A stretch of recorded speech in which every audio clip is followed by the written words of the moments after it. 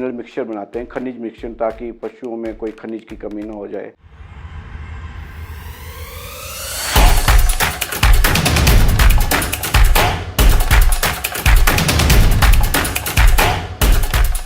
Balanced feed हम animal को देते हैं, जैसे उसमें विटामिन की रिक्वायरमेंट होती है, मिनरल्स की रिक्वायरमेंट होती है, एनर्जी की रिक्वायरमेंट होती है, प्रोटीन की रिक्वायरमेंट होती है। तो जो बैलेंस्ड फीड में होता है वो सारे के सारे न्यूट्रिएंट एक बैलेंस्ड प्रोपोर्शन में होते हैं। और जैसे कि पशु को दूध उत्पादन के लिए भी डिफरेंट न्यूट्रिएंट चाहिए होते हैं, उसके बाद बढ़ोतरी के लिए डिफरेंट न्यूट्रिएंट होते हैं।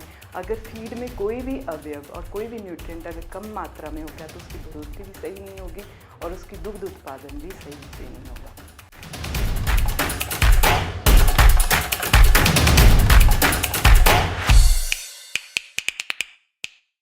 जो यूरिया मोलासिस मिनरल ब्रिक और जो पशु चार्ट है उसमें यूरिया भी होता है, मोलासिस भी होते हैं और कुछ खलें जो होती है जैसे कि कॉटन सीड केक या मूंगफली की खल भी उसमें मिलाई जाती है और कुछ ब्रांड्स भी होते हैं और साथ में विटामिन और मिनरल्स के उसमें सोर्सेज होते हैं। तो उनसे क्या होता है कि जैसे अगर हम पशु को ड्राई फॉडर वेस्ट फीडिंग खिला रहे हैं, जैसे हम सूखा चारा ही खिला रहे हैं, तो पशु के शरीर में बहुत सारे न्यूट्रिएंट की कमी हो जाती है। तो अगर फार्मर इसको यूएमबी जो ब्रिक है पशु चार्ट अगर पशु को खिलाएंगे तो उनके शरीर में जो न्यूट्रिएंट की कमी होगी वो नहीं होगी।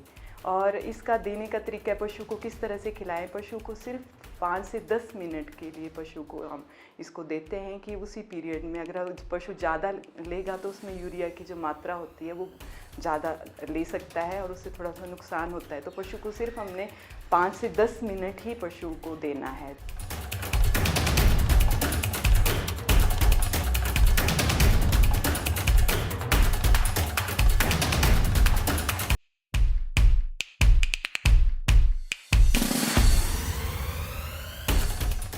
ईंट बनाई है जिसको हम खनिज ईंट भी बोलते हैं और हम इसको एक लोकप्रिय शब्द दिया है चॉकलेट, एनिमल चॉकलेट। हम कम से कम 2-2.5 किलो की ये बनाते हैं। इसमें ज़्यादातर मुख्य जो इसमें चीज़ें होती हैं वो आपका गच्चल होता है जिसको सीरा बोलते हैं, रा बोलते हैं। फिर हमारा वीट ब्रान होता है, मक्की का आटा होता है, खनिज मिश्रण होता है, नमक होता है। तो इनको एक संतुलित मात्रा में, एक निश्चित मात्रा में हम मिला के, पका के और मिला के फिर एक ईंट का एक स्ट्रक्चर देते हैं।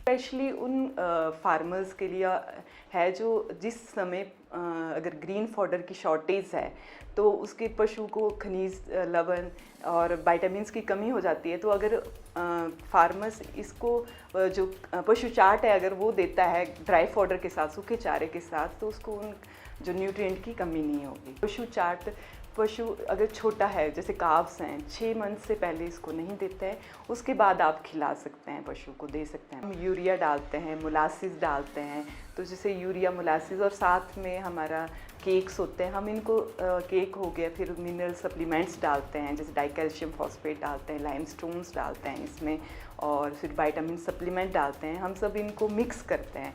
मिक्स करके एक हाइड्रोलिक प्रेशर मशीन होती है, हम उनमें ब्लॉक के रूप में बन जाता है। फिर उसको प्रेशर से क्या करेंगे, उसको प्रेशराइज करेंगे, उससे उसके ब्लॉक के शेप में वो आ जाता है। और इसका 2.5 kg के करीब इसका वेट होता है। कई जगह इसका ज़्यादा भी होता है, पर जो हम यहाँ पर बनाते हैं 2.5 kg का होता है। और इसका एक ये फ़ायदा है, जैसे हमने इसमें डिफरेंट जो अवयव डालें, जैसे केक्स और खलें डाली या ब्रांड्स डालें, तो हम इसको जैसे हाइड्रोलिक प्रेशर से इतना प्रेस कर देते हैं कि इसकी जो डेंसिटी है वो इंक्रीज़ हो जाती है। तो इससे क्या डेंसिटी इंक्रीज़ होने से क्या इसकी ट्रांसपोर्टेशन कॉस्ट भी रिड्यूस हो जाती है, क्योंकि उसको जैसे आप अगर इंग्रेडिएंट पशु को दें तो वो ज़्यादा जगह घेरेंगे इसके कंपैरिजन में, जो इसकी डेंसिटी इन्हांस हो जाती है, तो ट्रांसपोर्टेशन कॉस्ट और ओवरऑल कॉस्ट भी रिड्यूस हो जाती है।